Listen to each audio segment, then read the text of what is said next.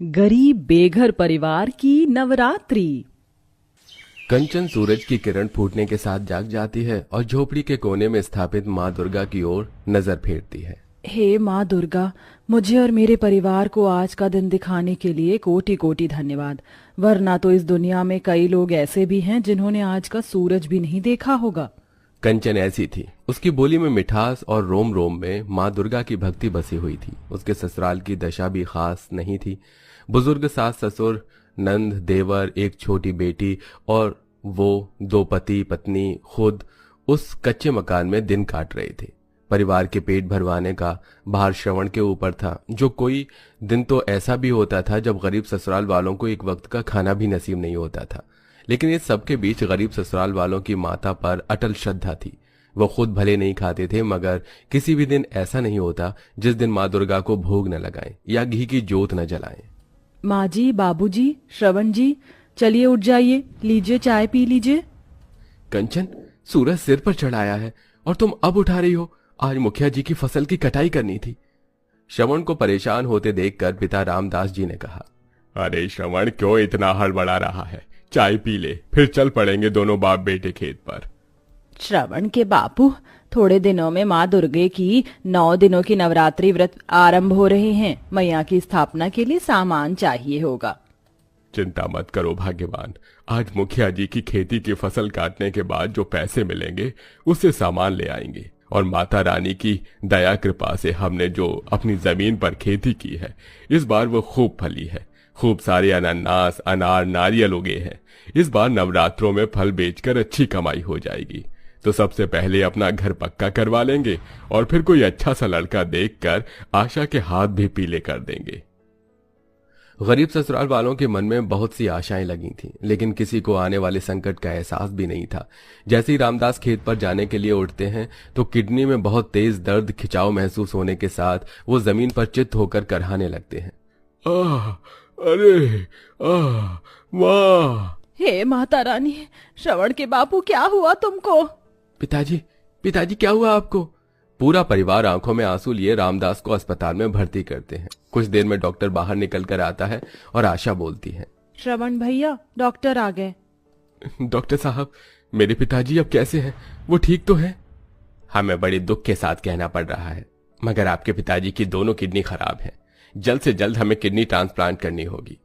उसमें लगभग 10 लाख रुपए लगेंगे। आप जल्द से जल्द पैसों का इंतजाम कीजिए। 10 लाख रुपए हम गरीब लोग कहाँ से लाएंगे डॉक्टर साहब? डॉक्टर साहब, आप ऑपरेशन की तैयारी कीजिए, मैं पैसे लाता हूँ। डॉक्टर के जाने के बाद बहू कंचन चिंता के भाव से बोलती है, अजी, इतने पैसे आप इतनी कम मोहलत में कहाँ से लाएंगे? तभी बहते आंसुओं से श्रवण ने कहा, बाबूजी को बचाने के लिए मैं घर द्वार, खेत बाड़ सब कुछ बेच दूंगा कंचन, और कोई चारा नहीं है। ये तो क्या बोल रहा है श्रवण बेटा? घर बार बिक जाएगा तो रहेंगे कहाँ? माँ जी, ससुर जी इस परिवार की जड़ हैं। इस वक्त उन्हें बचाना बहुत जरूरी है। माता रानी ने चाहा तो घर तो फिर बना लेंगे हम। सब कुछ बेचकर श्रवण पैसे जमा करता है और रामदास का ऑपरेशन होता है। पर अब पूरा गरीब ससुराल बेघर होकर सड़क पर आ चुका था। कंचन के हाथों में माँ दुर्गा की मूर्ति थी और सब सिर पर गठरी उठाए चले जा रहे थे। पूरी सड़कों में नवरात्रि के उपलक्ष्य में साज सजावट हुई थी। रंग बिरंगी लड़ी जगमगा रही थी। बाजार भी लाल चुनरी, नारियल, फल फूल, मालाओं से सजकर तैयार खड़ा था। हर कोई नवरात्रि आने का उत्सव मना रहा था। लेकिन गरीब बेघर ससुराल वालों की सूरत पर दुखाली छाई थी। तभी छोटी सी बच्ची देवी ने कहा, माँ, मेरे पैर में कंकर पत्थर चुभ रहे हैं, गोदी में उठा लो ना मुझको। बिटिया, मेरे हाथों में माँ दुर्गा की मूर्ति है, थोड़ी दूर और चलो। देवी, आजा मेरी प्यारी भतीजी, चाचा की गोदी आजा। भटकते भटकते बेसहारा गरीब परिवार एक मंदिर की सीढ़ी पर थक हार कर बैठ गई। तभी दहकते दिल से बूढ़ी सत्यवती कहती है, क्यों माँ दुर्गा, आखिर आपकी भक्ति करने में हमने कौन सी ऐसी भूल कर दी जो इस नवरात्रि के पावन त्योहार के बीच हमको बेघर कर दिया? माँ, क्यों इतने दुख दे रही हो? माँ जी, माता रानी जी भी कभी कभी अपने जिस भक्तों से प्रेम करती हैं ना, उसकी परीक्षा भी लेती हैं। ये घड़ी भी टल जाएगी। कल से नवरात्रे शुरू है, हमको अपने लिए ठिकाना बनाना होगा। इतने में पंडित जी आकर गरीब ससुराल वालों की बिगड़ी दशा देखकर उन्हें दुत्कार कर भगाने लगते हैं। अरे घर बसा नहीं और भिखारी पहले आ गए। नवरात्रि कल से शुरू है और इन भिखारियों ने आज ही से लाइन लगा ली, सीढ़ी पर लाइन लगा ली है। चलो भागो यहाँ से। अपमान से भरकर गरीब परिवार वाले आगे बढ़ते हैं, जहां रोड साइड गरीब तबके के लोग तिरपाल के सहारे छोटी मोटी झुग्गी डालकर रह रहे थे। तभी रामदास ने कहा, अरे इससे आगे और कहाँ जाएंगे, मुझसे ज्यादा चला फिरा नहीं जाएगा, यहीं पर रह लेते हैं। फिर गरीब ससुराल वाले जुगाड़ लगाते हैं। सास बहू उस जगह की सफाई करती हैं तो नंद देवर लकड़ी लाते हैं और श्रवण कहीं से बड़ा सा तिरपाल खरीद लाता है, जिससे टेंट तैयार करके वो रहने लगे।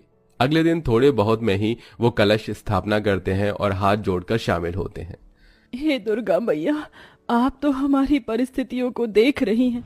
हमारे पास आपको भोग लगाने के लिए पंचमेवा नहीं, ये तुलसी का पत्ता और शक्कर है, स्वीकार करो मैया। भोग लगाकर बहू भर्राई आंखों से जयकारा लगाती है। जयकारा माँ शेरावाली दा, बोल साचे दरबार की जय।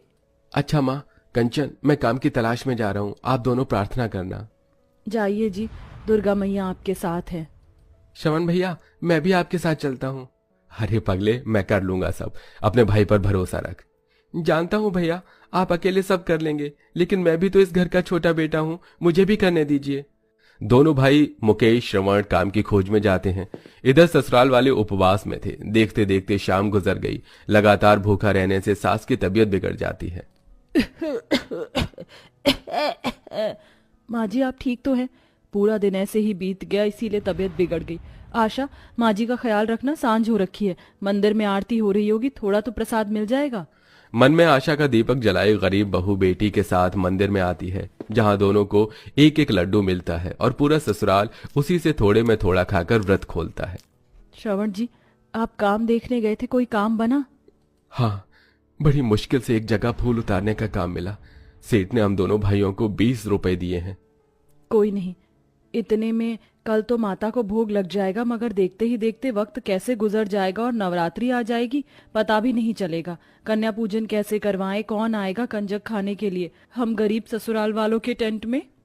तुम ही तो बोलती हो ना कंचन, दुख में केवल दुर्गा माँ पर धीरज रखना है, सब ठीक हो जाएगा। इसी तरह से एक एक दिन गुजरने के साथ नवरात्रि की सप्तमी पूरी हो जाती है।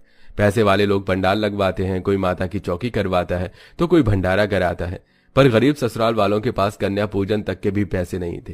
तभी हताश होकर कंचन माता के दरबार में आकर रोने लगती है। माँ, अब ये परीक्षा और सहन नहीं होती माँ। ये गरीब भक्त आज तुम्हारे दरबार में झोली फैलाकर गुहार लगाती है, कोई तो रास्ता खोलो माँ। अगर मैंने और मेरे गरीब ससुराल वालों ने पूरी श्रद्धा भक्ति से आज तक तुम्हें पूजा है तो उसका फल आज मुझे दे दो मैया। तभी चमचमाती कार के साथ पास में सूट बूट में खड़ा एक आदमी फोन पर बातें कर रहा था। आप ऐसे एन मौके पर कैसे मना कर सकते हैं? मैंने आपको पूरे 1 सप्ताह पहले लड्डू बनाने का ऑर्डर दिया था, अब उसे कौन पूरा करेगा? बिना वक्त गवाई कंचन उसके पास आती है।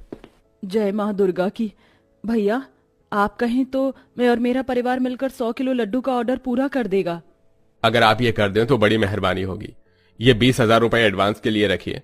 एक्चुअली हर साल मैं नवरात्रि में माता के मंदिर में भंडारा करवाता हूँ और गरीबों में लड्डू बंटवाता हूँ। अब पूरा ससुराल नवरात्रि का उपवास रखे 100 किलो लड्डू का ऑर्डर अष्टमी के दिन पूरा करके देते हैं, जिसके बदले में वो आदमी उन्हें 30,000 रुपए और देता है, जिससे गरीब ससुराल वालों के चेहरे पर बड़ा संतोष छा जाता है और देवी बोलती है, माँ इतने सारे पैसे, अब तो हम लोग भी धूमधाम से कंजक बिठाएंगे ना, और मैं भी खाऊंगी। हाँ मेरी प्यारी देवी, दादी माँ तुझे भरपेट हलवा पूरी खिलाएंगी।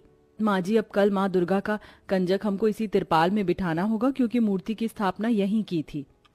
9वें दिन पूरी नियम से गरीब सास बहू तिरपाल के बाहर चूल्हा डालकर प्रसाद बनाती है और ससुर पति नंद 9 छोटी लड़कियों को ले आते हैं, उनके पैर धुलाते हैं, टीका लगाते हैं और भोजन करवा के विदाई करते हैं। अंत में बेघर ससुराल वालों को नवरात्रि के फलस्वरूप उनका खोया हुआ घर भी वापस मिल जाता है। तो दोस्तों, इसीलिए तो माँ दुर्गा को दया का सागर कहा गया है। अगर आप माँ दुर्गा के प्रति सच्चा प्रेम और निष्ठा रखते हैं तो कमेंट में जय माता दी जरूर लिखिए।